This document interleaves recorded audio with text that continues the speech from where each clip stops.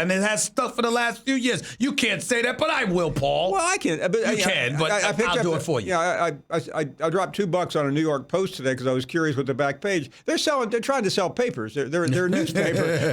What are they going to put on the back cover? That's right. Sam Darnold with a mask on. Ain't gonna happen. I mean, I have no problem with what anyone has said, but let's calm down here. I agree with you, Stephen. Everyone falling over backwards and then running what everyone said on draft night. It's one game, and it's impressive. One game.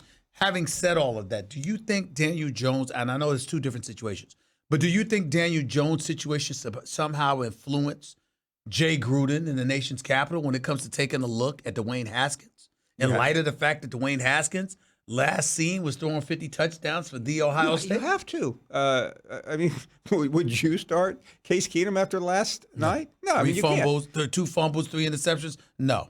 But Jay Gruden's determined to start him. Well, good. And next year, when he's an analyst somewhere, he can think back on what a great decision that was. How about that, right? I mean, he's not surviving, and I frankly think putting in Haskins is essential. I mean, the season's over for the Redskins. Why not? Mm-hmm.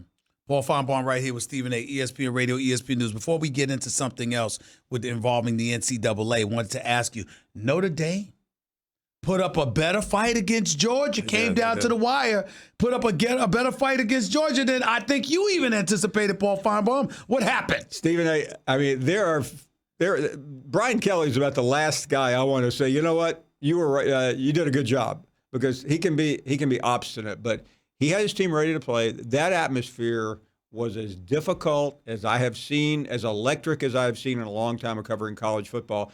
And his team had a shot at winning. That's all you can hope for. You can quibble about Kirby Smart in Georgia. He's got more than a little bit of Nick Saban in him when it came to nursing a lead. But Notre Dame acquitted itself. I thought it would be a 2-touchdown game, maybe more. Their path now to the playoffs is not very good, but one game I thought they were going to lose. Mm-hmm. They're not going to, and that's against Michigan. So they are now really in a good spot. They had 2 brutally difficult games. They lost one, and I think they'll win the other one, and they just have to hope. But I still don't think they can make it. Did the game tell you more about Georgia or Notre Dame? It's a good question. I like Georgia, but I didn't think they quite lived up to the expectations. I still believe they are a complete football team, and if Alabama continues to lose defensive players, they could beat Alabama. But the SEC is confusing right now. LSU's the hot team. Don't forget about Auburn. They have 2 of the most impressive wins in college football this year, and a rookie quarterback. But I still like Georgia. I think the moment was just so overwhelming. I mean, I hate to sound like everybody, but these are young players, and that was a Super Bowl like scene. Auburn just beat Texas A&M, correct? Badly. Now, looking at that, is it going to get to a point? How far are we, rather, from comparing Jimbo Fisher to Jim Harbaugh? In light of the expectations. Good question. I was in 10 years, $75 million contract a couple of years ago. I was in College Station Friday and Saturday and talked to him, and I thought this was one of the better coaches in the country, and he has just been made a fool out of twice this year, at Clemson and by Gus Malzahn Saturday at home. Stephen A. I mean, there's no excuse. I still never believed they could do better than 8-4 this season, considering they had the number 1, 2, and 3 teams actually they have the top 4 teams on their schedule, with Clemson, Alabama, Georgia, and LSU. I thought they would lose all 4, which is no crime, but they're going to lose. They're going to come out of this maybe 7-5, and next year Jimbo Fisher better show what he's all about, because with every loss by Jimbo Fisher, you have to objectively ask yourself, how responsible is he for what happened at Florida State? Interesting point. He left a mess there. Paul, yeah, it is a mess. Paul Finebaum right here with Stephen A. ESPN Radio, ESPN News. I actually got to go down to Clemson October 11th. First Take is doing the show. Oh, wow. From Clemson. Oh, my goodness. Okay, before they play Florida State, and by the way, I promised Dabo I would speak to the team, so I'll be speaking to the Clemson Tigers as well. So we'll see what happens. This will be entertaining. That will be absolutely. I owe them an apology because I kept picking against them when it came to Alabama, and Dabo keeps reminding me of that. Do me a favor. If you see Trevor Lawrence, snap a picture of him. Yeah, because what's I don't going know on with him? Because I don't know if we'll see him again this year because they don't have anybody left to play that we'll be paying attention to. Yeah, that's a good point. I mean, they're going to be on milk cartons pretty soon. So with that being said, how do you view the Heisman race unfolding in light of the fact that there's a level of competition that he's not going to face? Tua's doing his thing. There's no denying that. Plus, you got some other guys you're looking at as well. I think Trevor will have a difficult time getting back in the Heisman because of what I just got through saying. He will not be in a meaningful game until December 28th, Stephen A. I mean, he can rack up big numbers, and he's off to kind of a shaky start in the games we watch. But I'm not going to watch this weekend. You're going to say, I'm not. Let me plan my day around Clemson at North Carolina. No, nobody's watching them. Nobody's watching. So the Heisman right now is Joe Burrow, who was at Ohio State, played behind Haskins. He is he's the leader right now. Tua, I think, is going to be a finalist. Depends on how that game will knock out somebody. The winner of the Alabama LSU game, the loser is probably gone. Jalen Hurts is still a major contender. Yes, and Jalen Hurts has looked absolutely spectacular. Do we look Justin at it? Fields, do we look at that and praise Lincoln Riley? Do we look at that and say Jalen Hurts? This was a winner we just ignored. I mean, how do we look at it? No, listen. I think Jalen was a good quarterback. He wasn't as good as he is now, but again, he's been around a long time, Stephen A. So, but Lincoln Riley is still the best quarterback coach out there. There's no doubt about that. And I just only wish I could represent Lincoln Riley because. Man, are the offers going to start piling up on his house? Here's my attitude. Doesn't Cliff Kingsbury help his cause tremendously? If Cliff Kingsbury can get a job and he's got a below 500 record as a college coach just because he got relationships with some quarterbacks, here's a guy in Lincoln Riley that's produced the last 2 Heisman Trophy winners, and it might be 3 in a row before all of a sudden. He may not go to the Cowboys like I originally thought, right. But listen, Cowboys season has still got a long way to go. It's not over. Nobody's apologizing. I know you're not apologizing to anybody out there. So, and that's what people need to remember. I'm not trying to give a lesson here. Just let's stop this overreaction train every week. This is a long season in college and the NFL. I want to transition. We're talking to Paul Finebaum right here with Stephen A. ESPN Radio, ESPN News. Something very, very important came down over the last day or so.